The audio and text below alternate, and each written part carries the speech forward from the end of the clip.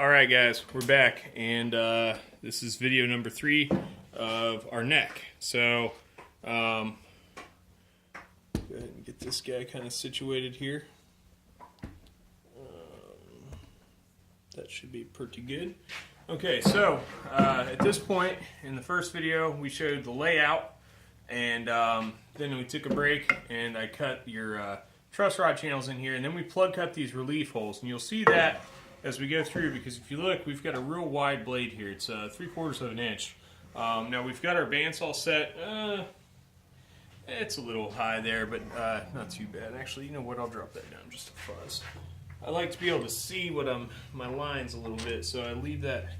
You know, 1/4 inch is ideal, but you know, sometimes having the line of sight's a little nicer than having exactly a 1/4 inch there. So we've got these cuts here that we're going to need to make for our heel. So initially, what I like to do for my first couple of cuts is I like to cut off the headstock angles here. So I like to make those cuts first, and then I will plane those, sand those to make sure that they're good to go. But actually, with this new Resaw King blade in here, we may not need to do as much as that as I have in the past. So this thing really is a nice blade. The stuff comes off the machine really nice. As long as you can as long as you can cut it straight, it'll cut it clean. So we're going to go ahead and fire up the saw here and start making our first couple of cuts.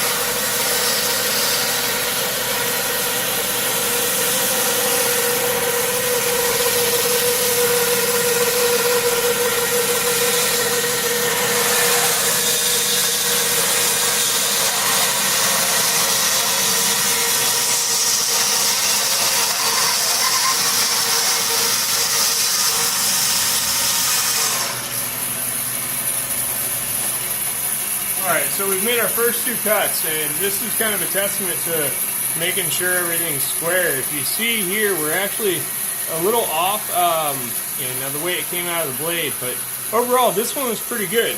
This other end, on the other hand, though, a little more rock. It seems almost like the piece was tilted up a little bit. I may have had, we've talked in the past about these little fuzzes, kind of holding you off and stuff. But again, that's why we, start with this face, and then we'll square this up over with the sanding beam before we make the rest of our cuts. Now after we've kind of got that prepped, we'll come back and we'll take this second cut, but we'll use the fence on that, so that way we've got our headstock thickness already designated, and then from there we'll come back in. Actually, there's one more cut we can make beforehand, and that is coming down into our heel here. Because we're actually going to save these 2 pieces. This piece up top is going to get flipped, and that'll become our wings for this.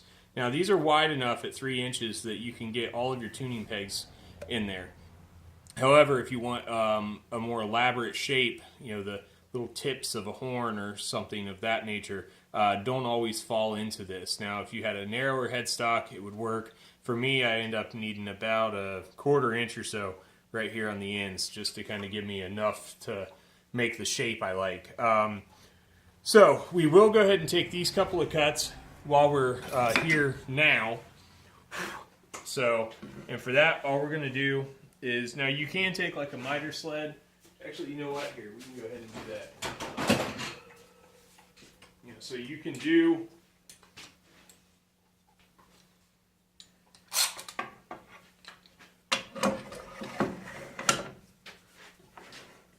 you've got a miter sled, you can use that. I normally freehand it, but since you guys are all watching, I'll use the sled. So turn that guy on.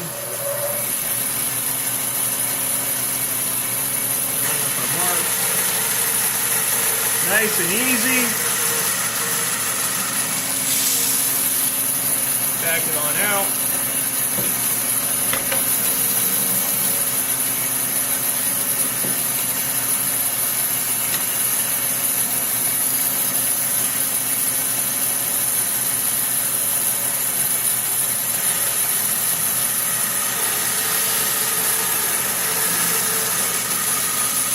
Easy.